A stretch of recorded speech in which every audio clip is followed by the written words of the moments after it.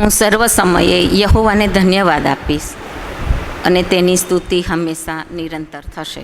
મારા મુખે તેની સ્તુતિ નિરંતર થશે. સૌ પ્રથમ પ્રભુને માન, મહિમા અને ગૌરવ હો, અને પ્રભુનો સૌથી પહેલાં આભાર માનું છું કે તેમના વચનો બોલવા માટે અને તેનો ખુલાસો આપવા માટે પ્રભુએ મને પસંદ કરી છે. તે માટે હું પ્રભુ પિતાનો આભાર માનું છું. ગુજરાત રિજનલ કોન્ફરન્સના ઉપક્રમે લે એક્ટિવિટી સપ્તાહની ઉજવણી નિમિત્તે આપણી મંડળીના લે એક્ટિવિટી સમિતિએ મારી પસંદગી કરીને પ્રભુના વચનો બોલવાની મને જે તક આપી છે તે માટે રેવરન્ડ દિલીપ શાહ સાહેબ, રેવરન્ડ દીપક ખ્રિસ્તી સાહેબ અને લે એક્ટિવિટીના પ્રમુખ નેલ્સનભાઈનો હું અત્રે આભાર માનું છું. અને આપ સૌને પણ ખરા અંતઃકરણથી આભાર માનું છું કે હું સારી વક્તા નથી એટલે તમે નથી આવ્યા, હું સારી વક્તા છું એટલે નથી આવ્યા, પણ તમે પ્રભુને માન અને મહિમાને ગૌરવ મળે તેના વચનો સાંભળવા અને પ્રભુને પ્રાર્થના કરું છું કે તે મારા મુખે તેમના વચનો પૂરા પાડે. સર્વપ્રથમ તો હું આપ સર્વ આગળ ખરા દિલથી માફી માગું છું કે મારા વિચાર, વાણી, વર્તનથી તમને ક્યારે પણ કોઈ દુઃખ લાગ્યું હોય તો હું આપ સર્વ આગળ માફી માગું છું અને પ્રભુ પિતા આગળ પણ હું માફી માગું છું. આજે 2 ઓક્ટોબર ગાંધી જયંતિ, આપણા દેશના રાષ્ટ્રપિતા, તેમની જન્મ જયંતિ છે. તો અત્રે આજે તેમને પણ યાદ કર્યા વગર રહી શકાય નહીં. અને કારણ કે તેમને આપણે સ્વતંત્ર કરવા જે એમના જીવનનું મહાયોગદાન આપ્યું, એટલે તે માટે આપણે તેમનો પણ આભાર માનીએ. હું બહુ નબળું પાત્ર છું. ધીરે ધીરે મારામાં ઇમ્પ્રૂવમેન્ટ થઈ રહી છે. અને તે માટે જો મારાથી થોડું વધારે બોલાઈ જાય કે ભૂલ થઈ જાય તો માફી માંગુ છું અત્યારથી જ કે ભૂલચૂક માફ કરજો અને દરગુજર કરશો. કારણ કે જો હું ઘડિયાળના કાંટા સામું જોવા જઈશ ને તો મારો કાંટો અહીંનો અહીં અટકી જશે. એટલે જે મારામાં લિંક છે તે હું મારું બોલીશ, તો મને પ્લીઝ માફ કરજો. મને લે સપ્તાહ સમિતિના 3જા દિવસે વિષય આપવામાં આવ્યો છે પ્રાર્થનાના અવરોધો, જે ખૂબ જ અગત્યનો અને આજના સમયનો સળગતો પ્રશ્ન છે. પ્રેક્ટિકલી અને સ્પિરિચ્યુઅલી રિયાલિટીને છંછેડતો સબ્જેક્ટ.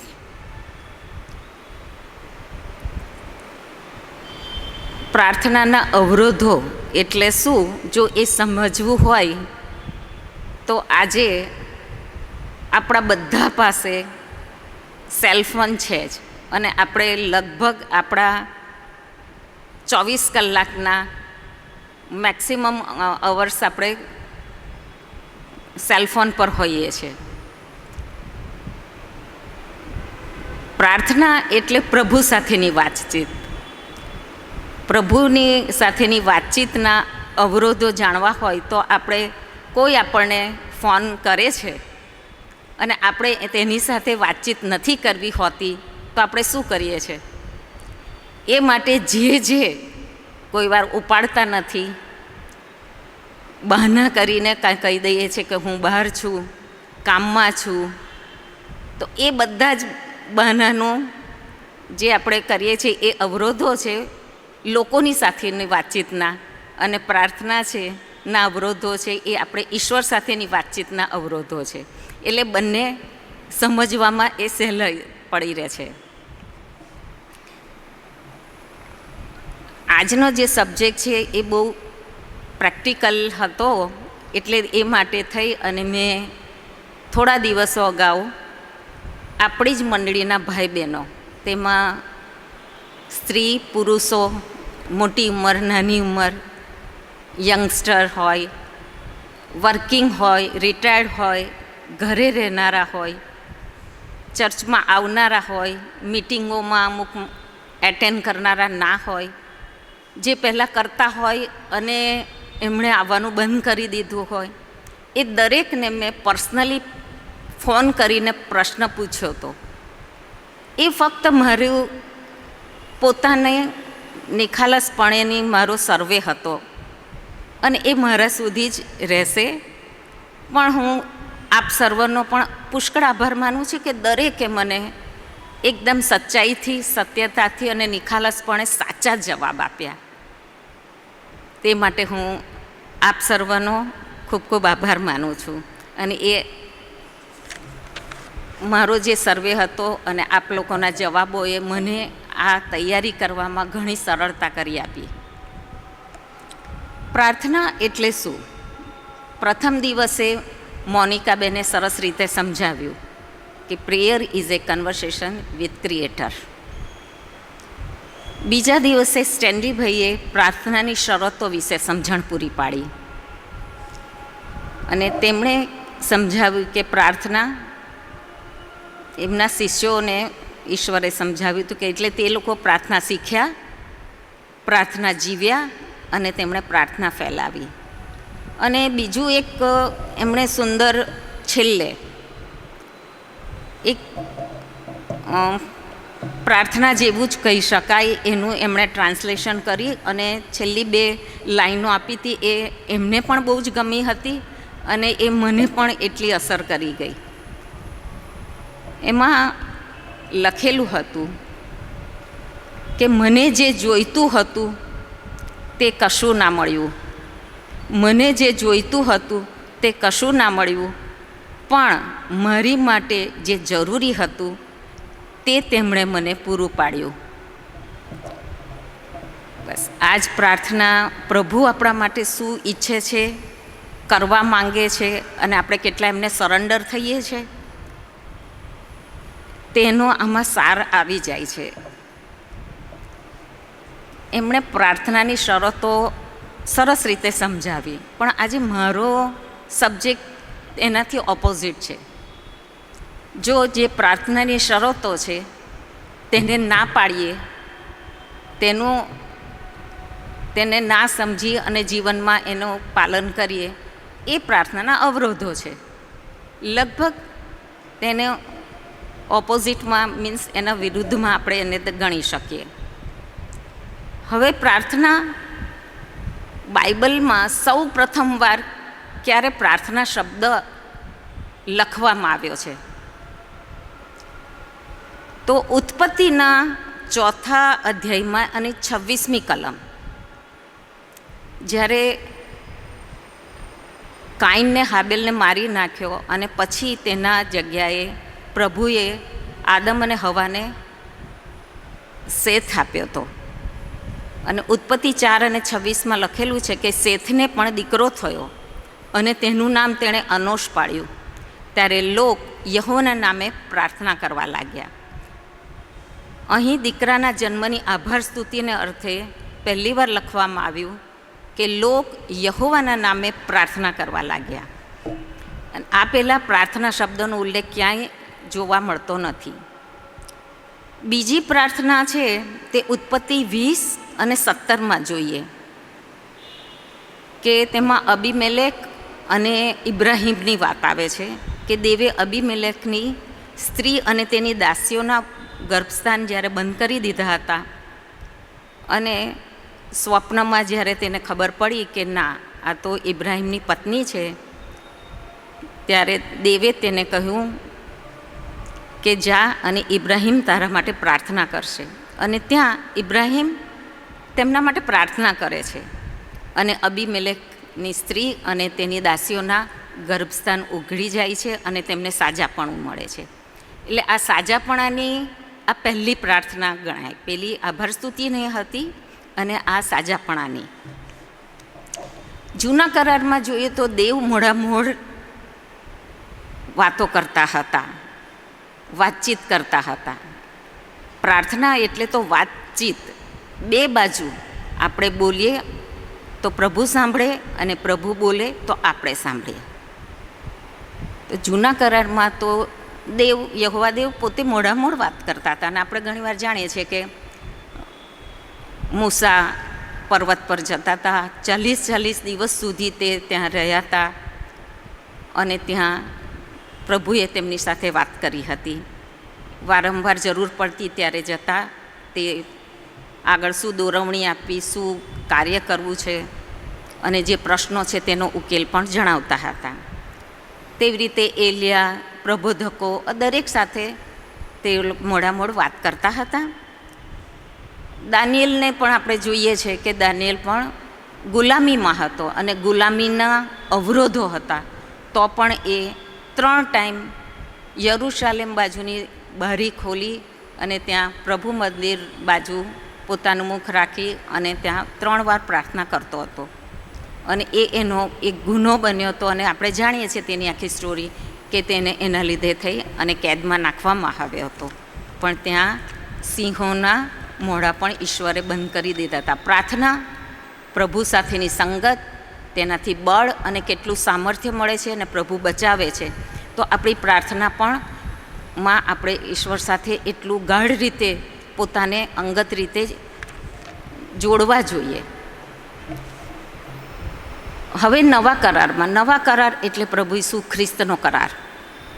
તેમાં તો પ્રભુ ઈસુ ખ્રિસ્ત પોતે જ મધ્યસ્થી તરીકે આપણી વચ્ચે રહ્યા.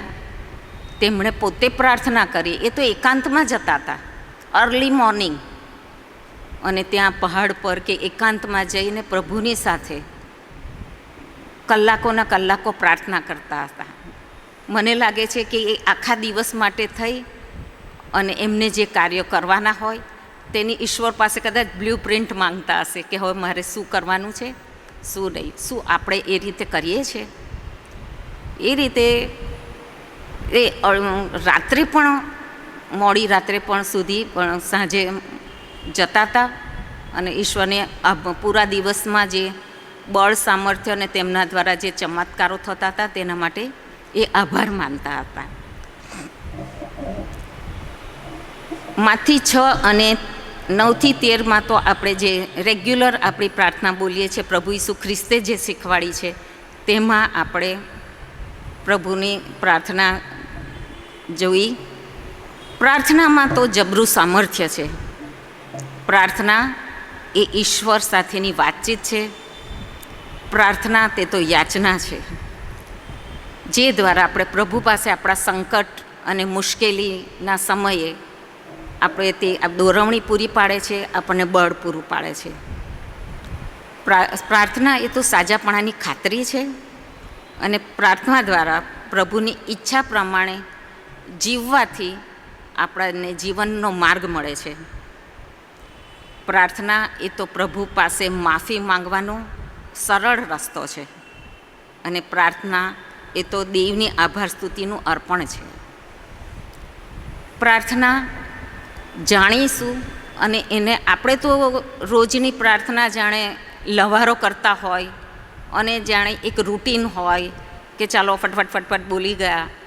જમવાની પ્રાર્થના, બહાર જતા હોય તો એ ઉતાળમાં કરીએ છીએ.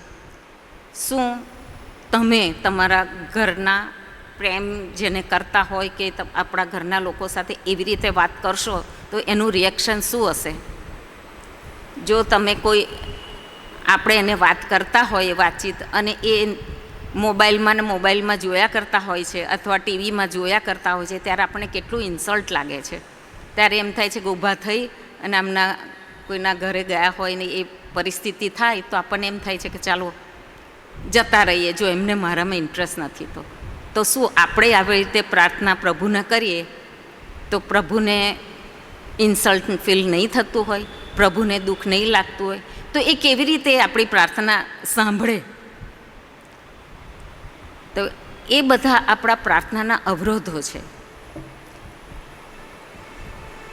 પ્રાર્થના વિશે તો આપણે જોઈ ગયા, પણ હવે સમય જતાં ધીરે ધીરે આપણે હવે પ્રાર્થનાનો અર્થ પણ ભૂલવા માંડ્યા છે. આપણી એક ટિપિકલ ઔપચારિકતા એ જેવી આપણી પ્રાર્થના થઈ ગઈ છે. ઘણીવાર તો હવે એવું થવા માંડ્યું છે કે આપણને પ્રાર્થનાની હવે જરૂરિયાત નથી રહી. અને પ્રાર્થનાનું શું સામર્થ્ય છે ને એની ખબર જ નથી. એની જો ખબર જ નથી તો એટલે એની જરૂરિયાતની પણ રહી નથી. પ્રાર્થનાનો સૌથી મોટો અવરોધ જોવો તો અવિશ્વાસ પહેલો જ. ખ્રિસ્તી ધર્મનો મૂળ પાયો, મૂળભૂત આધાર એ વિશ્વાસ છે. આપણે પ્રભુ ઈસુ ખ્રિસ્ત પર વિશ્વાસ કર્યો એટલે તો વિશ્વાસીઓ કહેવાયા. અને જો આપણામાં એ વિશ્વાસ હજુ છે અને એ અવિશ્વાસના કારણો પણ છે. આપણો વિશ્વાસ કેમ ઠંડો પડવા માંડ્યો છે? તેના કારણોમાં ધાર્મિક માળખાની ત્રુટિઓ. અત્યારે જોઈ રહ્યા છે આપણે કે ધાર્મિક માળખાની ત્રુટિઓ એટલી વધી ગઈ છે કે એના લીધે થઈને લોકો ધાર્મિકતા અને પ્રભુ મંદિરથી દૂર જવા માંગ્યા છે. પ્રભુ મંદિરમાં તેમને આવવું ગમતું નથી અને જેથી તેમનામાં આત્મિકતા જ રહી નથી. ધાર્મિક સંગતોમાં નીરસતા જણાઈ રહી છે. કોઈ આપણી રોજની પ્રાર્થના સંગતો પહેલાં જે થતી હતી કે સવારે મેથોડિસ્ટ મેનની રોજની પ્રાર્થનાઓ થતી હતી, સિનિયર સિટીઝનની પ્રાર્થનાઓ થતી હતી. કોરોના પછી તો જાણે તે ટાઈમે કમ્પલસરી થોડી બંધ કરવી પડી, પણ એ પછી લોકોનામાં નીરસતા ચાલુ થઈ છે. સોમવારે શાંતિલાલ સાહેબ એટલો જ્ઞાની માણસ કે જો એ નહીં હોય તો એમના પછીનું સ્થાન કોઈ લઈ શકે નહીં એમ નથી. એટલું જ્ઞાની માણસ.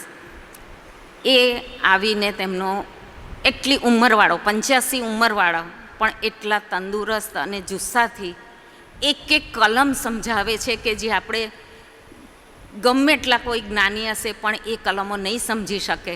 અને છતાં એ 6 કે 7 જણાની આગળ એ એટલી 1 કલાક મહેનત કરે છે. આપણા ચર્ચની સ્ટ્રેન્થ કેટલી, આપણા ચર્ચના કુટુંબો કેટલા.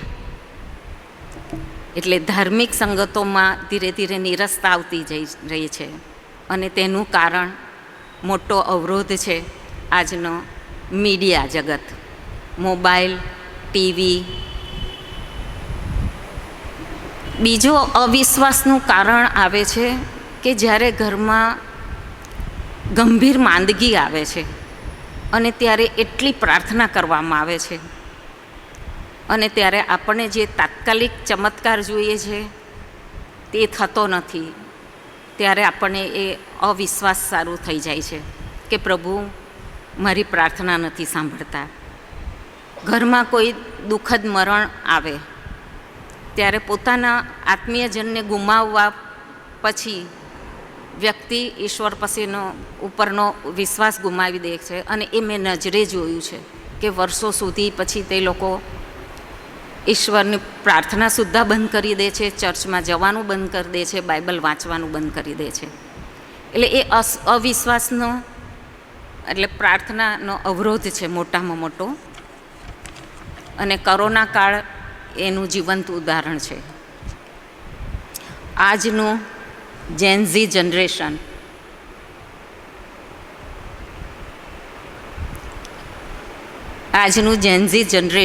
જે મેક્સિમમ સમય ટેકનોલોજી સાથે ગાળે છે. એમ આઈ રાઈટ? તેમની દુનિયામાં આ જેનઝી જનરેશન એટલે જે યંગસ્ટર 17થી તે 25-30 સુધીનું જનરેશન ગણાય છે. એ લોકોએ હવે પોતાનું નામ જેનઝી જનરેશન આપ્યું છે.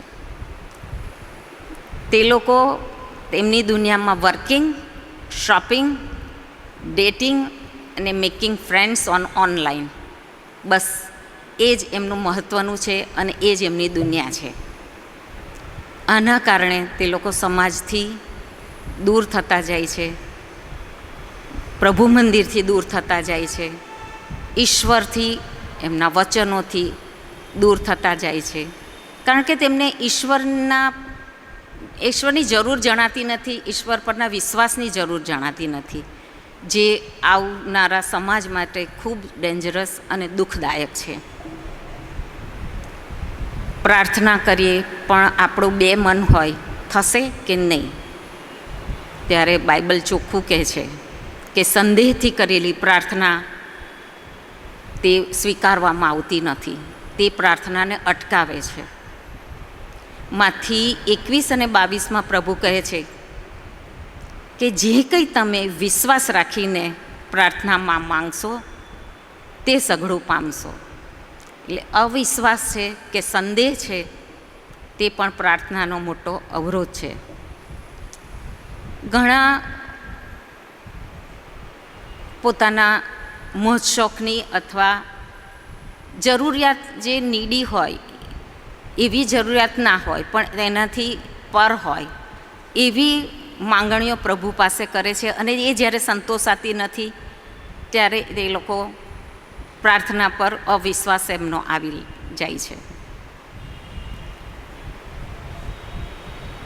જોવા જઈએ ને તો આખું બાઇબલમાં જેટલા પ્રભુએ તેમના નિયમો આપ્યા છે, તેમને ગમે છે શું અને તેનું ઉલ્લંઘનને એ બધા જ આપણને એમ લાગે કે એ બધા પ્રાર્થનાના અવરોધો છે.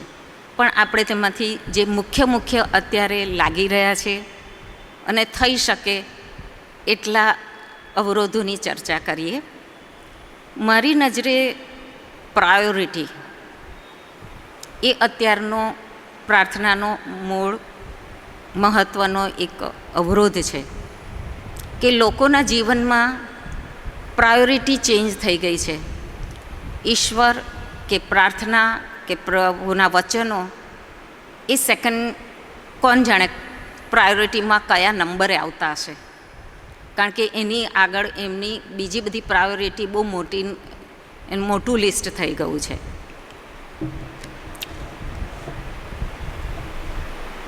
પણ ઈશ્વર કહે છે અને દેવે દરેકને સમજ શક્તિનો આત્મા આપેલો છે. શું સારું કે શું નરસું એ સમજવાની બુદ્ધિ ઈશ્વરે આપણને સર્વને આપેલી છે. અને એ સમજવા માટે આપણે લુક 10:38 અને 42 જોઈશું, જેમાં માર્થા અને મરિયમની વાત આવે છે. માર્થા અને મરિયમ જે લાજરસની બે બહેનો છે, અને જ્યારે પ્રભુ ઈસુ તેમના ઘરે જાય છે અને તેમના શિષ્યો પણ હશે, તેમને મળવા આવનારા બીજા લોકો પણ હશે, એટલે તે ટાઈમે ઘરના કાર્યમાં માર્થા ગભરાઈ જાય છે અને એ આવીને પ્રભુ ઈસુને કહે છે કે જુઓ ને, કારણ કે મરિયમ તો પ્રભુ ઈસુના ચરણોમાં બેઠેલી હતી. એટલે ત્યારે માર્થા કમ્પ્લેન કરે છે કે પ્રભુ તું એને સમજાવ ને કે મને કામમાં મદદ કરે. ત્યારે 14મી કલમમાં પ્રભુ ઈસુ શું માર્થાને કહે છે કે માર્થા, તું શાને ચિંતા કરે છે, શાને ગભરાય છે, પણ એક વાતની જરૂર છે અને મરિયમે સારો ભાગ પસંદ કર્યો છે. મરિયમે સારો ભાગ પસંદ કર્યો છે. માર્થા અને મરિયમ, તો મરિયમે પ્રાયોરિટીમાં પ્રભુના ચરણ પસંદ કર્યા અને માર્થાએ ઘરના કાર્યને. એટલે પ્રભુ કહે છે કે મરિયમે સારો ભાગ પસંદ કર્યો છે કે જે તેની પાસેથી લઈ લેવાશે નહીં. આપણું જીવન પણ આ જ છે. અત્યારે મેં ઘણાને ફોન કર્યા અને જવાબ મેક્સિમમ આ જ હતો કે અમારી પાસે સમય નથી, અમે આખો દિવસ જોબ કરવા જઈએ છીએ, અમે થાકી જઈએ છીએ, આવીને અમને રેસ્ટ કરવા જોઈએ. મોસ્ટ ઓફ આ જ રીઝન આપ્યું. પણ જ્યારે તમે પ્રભુના ચરણમાં બેસો છો તો એ તમારો થાક પણ ઉતરી જાય છે અને બીજા દિવસ માટેની તમને નવી સ્ફૂર્તિ અને તાજગી પણ પ્રભુ પૂરા પાડે છે.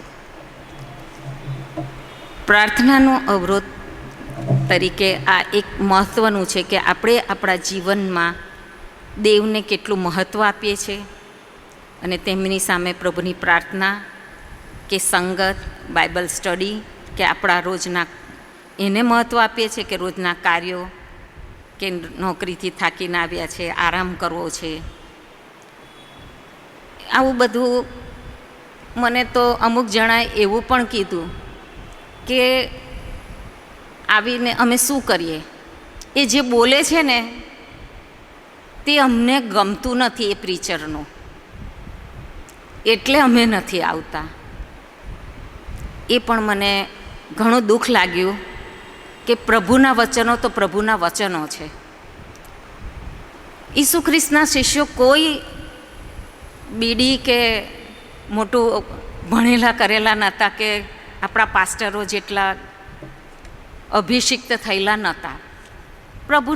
પ્રભુ તો એક નિર્બળ અને અબળ માણસને જ પસંદ કરે છે અને તેના દ્વારા જ એ બોલે છે. તો એ બહુ યોગ્ય મને કારણ લાગ્યું નહોતું. પણ આ બધી વસ્તુઓથી ધીરે ધીરે આપણે દૂર જતા જઈએ છીએ. બહાના બનાવી અને પ્રભુને જ મહત્ત્વ જ નથી આપતા અને જાણે પ્રભુને ઓળખતા ના હોય તેવી રીતે વર્તીએ છીએ. પણ છેલ્લા દિવસે પ્રભુ પણ એમ જ કહેશે કે હું પણ બહુ બિઝી છું, મારે પણ બહુ કામ છે, હું તમને ઓળખતો નથી. તેના પછીનું અવરોધ છે એ આપણું અભિમાન, આપણો ઈગો. તે સમજવા માટે આપણને લુક 18:10-14 એમાં ફરોશી અને દાણીની વાત આવે છે. આ બધી વાતો આપણે વર્ષોથી સન્ડે સ્કૂલમાં કે સંદેશાઓમાં સાંભળતા જ આવ્યા છીએ. તેમાં ફરોશી અને દાણીની પ્રાર્થનાઓના તફાવત દ્વારા પ્રભુ આપણને સમજાવવા માંગે છે. ફરોશી શું પ્રાર્થના કરે છે? પ્રભુ, હું બીજા જેવો જુલ્મી, અન્યાયી કે વ્યભિચારી અથવા આ દાણીના જેવો નથી. કમ્પેરિઝનમાં પોતાને બીજા કરતાં ઊંચો ગણવો. પ્રભુ, હું આ બીજા જેવો અન્યાયી, વ્યભિચારી અથવા દાણી જેવો નથી, માટે હું તારી આભાર સ્તુતિ કરું છું. હું અઠવાડિયામાં 2 વાર ઉપવાસ કરું છું અને મારી બધી આવકનો 10મો ભાગ આપું છું. પ્રભુ શું નથી જાણતા? પ્રાર્થનામાં એમ કહી એ શું પોતાને એ ઊંચો કરવા માગે છે, બીજા કરતાં કમ્પેરિઝનમાં પોતાને એ મહાન બતાવવા માંગે છે. અને પ્રભુને સમજાવે છે કે હું તો 10મો ભાગ પણ આપું છું અને હું ઉપવાસ પણ કરું છું, મીન્સ ધાર્મિકતામાં પણ હું એટલો સચોટ છું. જ્યારે દાણી કેની પ્રાર્થના કેવી છે? દાણીએ વેગળે ઊભા રહીને, એટલે દાણીએ દૂર રહીને પોતાની આંખો આકાશ તરફ ઊંચી કરવા ન ચાહતા, એ એટલો બધો પોતાને શર્મિંદો માને છે કે તે પ્રભુ બાજુ ઉપર જોવા પણ પોતાને લાયક સમજતો નથી. ત્યારે તેણે પોતાની આંખો આકાશ તરફ ઊંચી ન કરવા ચાહતા છાતી કૂટીને કહ્યું કે દેવ, હું પાપી છું, મારા પર દયા કર. તેણે ક્યાંય આસપાસ ના જોયું કોણ શું છે, કોણ નથી, કોણ મારી આગળ વધારે ન્યાયી છે, અન્યાયી છે. પણ એણે ફક્ત ને ફક્ત પોતાના અંતઃકરણમાં ઝાંક્યું અને પોતાના પાપનો પસ્તાવો કર્યો. આ બંનેના નિરાકરણમાં પ્રભુ ઈસુ ખ્રિસ્ત શું કહે છે? હું તમને કહું છું, પેલા કરતાં એટલે ફરોશી કરતાં એ માણસ એટલે દાણી ન્યાયી ઠરીને પોતાના ઘરે ગયો. આપણે પણ આપણા જીવનમાં આ જ કરીએ છીએ. આપણને પોતાનું નથી દેખાતું, પણ આપણે હંમેશા બીજાના જ વાંક, ગુના જોઈએ છે અને પછી ન્યાય કરીએ છીએ. આપણે ન્યાય કરનાર કોણ? કારણ કે પ્રભુએ કીધું છે કે તમે જો કોઈનો ન્યાય કરશો તો તમારો ન્યાય કરવામાં આવશે. તમે જો કોઈને માફ કરશો તો તમને પણ માફ કરવામાં આવશે. આ રીતે ફરોશી એ અભિમાની આપણને આમાં જણાય છે. ત્યારે પવિત્ર શાસ્ત્ર કહે છે કે દેવ ગર્વિષ્ઠોની વિરુદ્ધ છે, પણ તે નમ્ર માણસો પર કૃપા કરે છે. યર્મિયામાં પણ યહોવા દેવ કહે છે કે જ્ઞાની પોતાના જ્ઞાન વિશે અભિમાન ના કરે, બળવાન તેના બળ માટે અભિમાન ના કરે, અને વળી ધનવાન પોતાના ધન માટે અભિમાન ના કરે. એટલે આમ અહમ કે અભિમાન તે પ્રાર્થનાનો મોટામાં મોટો અવરોધ ગણાવે છે. કે જો તમારામાં અભિમાન હશે કે અહમ હશે તો તમારી પ્રાર્થના ઈશ્વર માન્ય નહીં રાખે કે સાંભળશે નહીં. તેના પછી છે કે માફી એની સાથે જ છે. જો આપણામાં, એ તો આપણે પ્રભુની શીખવેલી પ્રાર્થનામાં બોલીએ જ છે, બોલી તો જઈએ જ છે, જેમ અમે અમારા ઋણીઓને માફ કર્યું તેમ તમે અમારા ઋણો અમને માફ કરો. પણ એનો મિનિંગ સમજીને પોતાને કહેતા નથી, બોલવા ખાતર બધા જ બોલી જઈએ છે. હું પણ એ જ છું. અહીં બેઠેલા હોય, ઈશ્વરે જ કીધું છે કે આપણે તો બધા જ પાપી છીએ, નબળા છીએ. મારાથી પણ આ જ પાપ થાય છે, હું પણ એ નબળી છું. પણ પ્રભુ કહે છે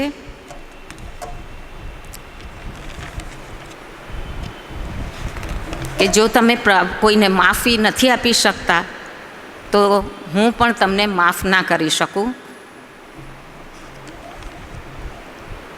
એ પછીનો અવરોધ છે ધનવાન હોવું.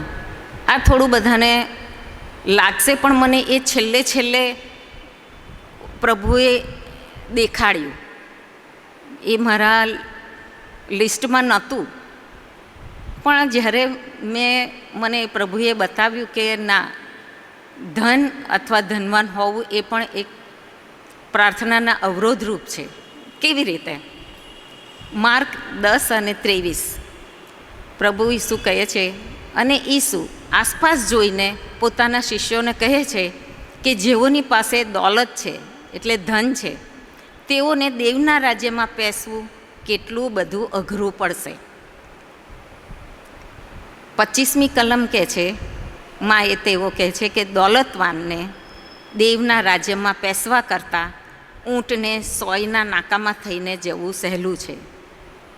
જો દેવના રાજ્યમાં પેસવા માટે ધનવાનને અશક્ય છે, તો ધન કે ધનવાન હોવું એ પણ પ્રાર્થનાનો અવરોધ ના ગણી શકાય. કારણ કે જ્યાં પ્રભુ સ્વીકારતા જ નથી, એવું જ કહે છે કે દેવના રાજ્યમાં તે પેસી શકશે નહીં, તો એ આપણી પ્રાર્થનાના અવરોધરૂપ તો ગણી શકાય ને.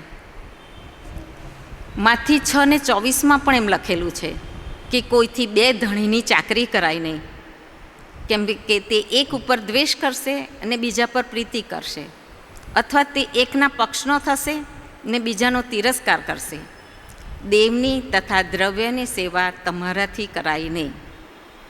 અને તે આપણને લુક 16, 19 અને 31 શ્રીમંત અને જે લાજરસ નામે તેના દરવાજા પાસે જેને ફોલ્લા હતા અને ભિખારી હતો, અને તે તેના નીચે પડેલા કકડાઓ હોય કે છેલ્લે વધેલું ખાવાનું હોય એ ખાતો તો, તેના દ્રષ્ટાંત ઉપરથી આપણને પ્રભુ સમજાવે છે કે શ્રીમંત, આપણે તો જાણીએ છીએ કે તે નર્કમાં ગયો અને લાજરસ હતો એ સ્વર્ગમાં હતો. અને ત્યારે શ્રીમંત માણસને પુષ્કળ પસ્તાવો થાય છે અને કહે છે કે પ્રભુ તું લાજરસને કહે કે મારા ભાઈઓને હજી જે પૃથ્વી પર છે તેને સમજાવે. એટલે મારા મતે મને એ પણ લાગ્યું કે તમારું પાસે ધન છે તો એને તમે કેવી રીતે ઉપયોગ કરો છો, પ્રભુના કાર્ય માટે ઉપયોગ કરો છો, ગરીબોની સેવા કરવામાં, કોઈ માંદા સાજા. હા, ધન હોવું ખોટું નથી, પણ તેનો ઉપયોગ તમે ક્યાં કરો છો? ફક્ત પોતાના મોજશોખમાં કરો છો? એ સમજી વિચારીને આ પ્રભુએ કીધું હશે.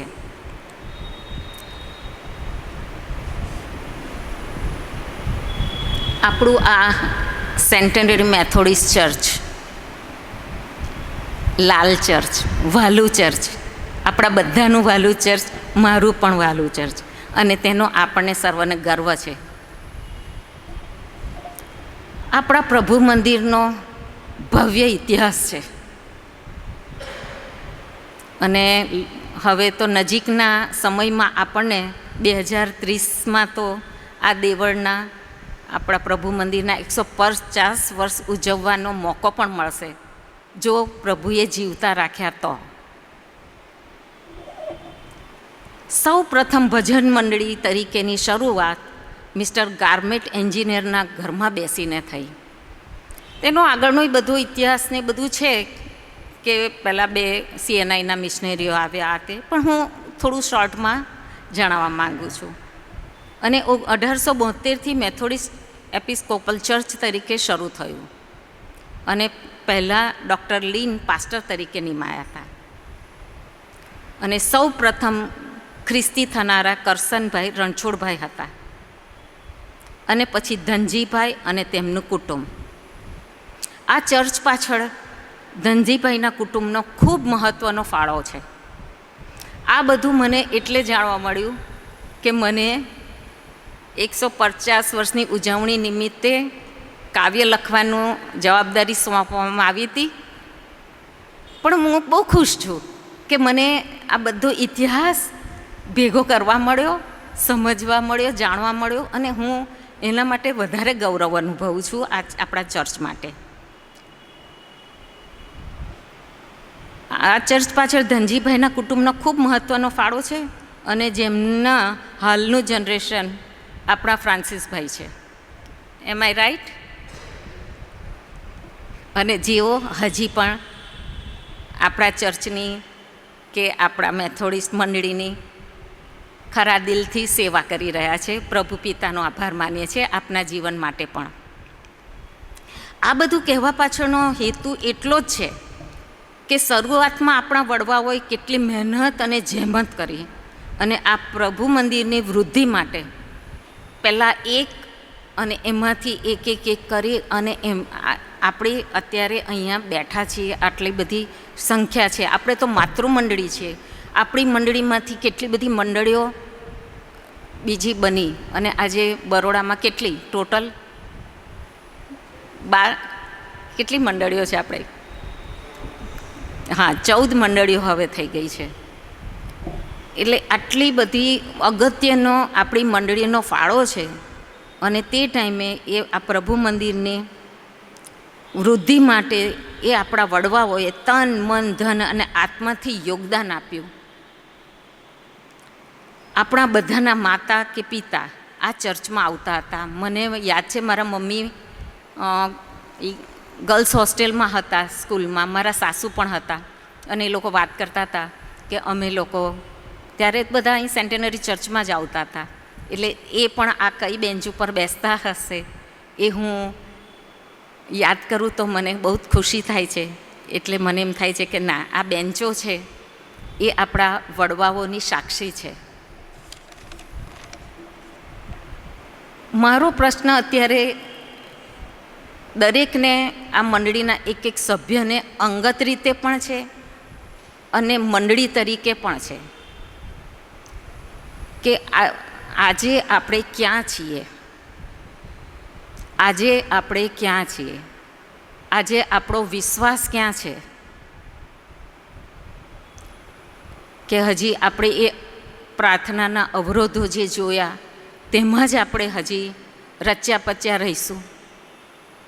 આપણા ખ્રિસ્ત પરનો વિશ્વાસ ક્યાં છે? હું ક્વાયરમાં આગળ બેન્ચ ઉપર બેઠી હોઉં છું ત્યારે હું જોઉં છું કે પહેલાં રવિવારે એટલી બધી સંખ્યા હોય આ ચર્ચમાં, કારણ કે તે દિવસે પ્રભુ ભોજન હોય, અને બાકીના 3 રવિવાર એટલી ના હોય. અને તહેવારના દિવસોમાં તો જુઓ તો બહાર આપણે મંડપ લગાવી અને એક્સ્ટ્રા ખુરશીઓ મૂકવી પડે છે. આ બધું જોતાં દુઃખ લાગે છે કે આપણે ક્યાં છીએ?